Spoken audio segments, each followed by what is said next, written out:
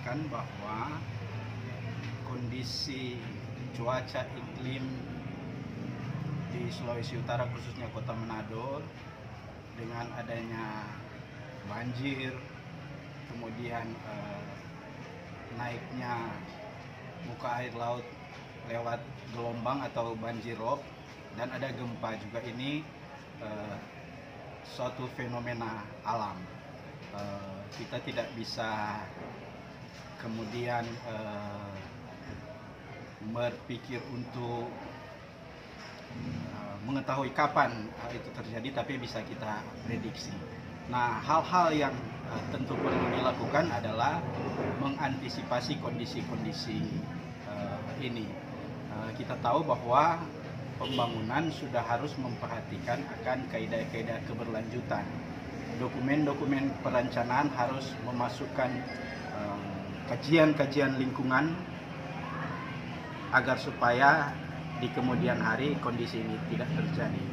Kita tidak lagi akan menyalahkan karena siapa kondisi ini terjadi, tapi yang perlu kita lakukan adalah mulai memperhatikan pembangunan secara komprehensif, tidak hanya dalam kapasitas administratif, tapi lebih kepada memperhatikan kajian-kajian ekologis.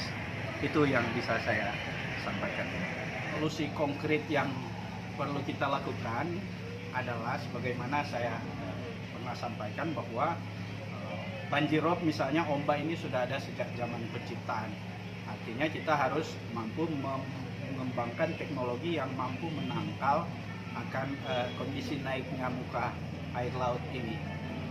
Menyangkut banjir, tentu drainase sudah harus diperbaiki, diperbaharui, karena dalam satu dekade ini sejak banjir di tahun 2014 belum kelihatan ada upaya konkret dari pemerintah dalam rangka revitalisasi sungai-sungai misalnya.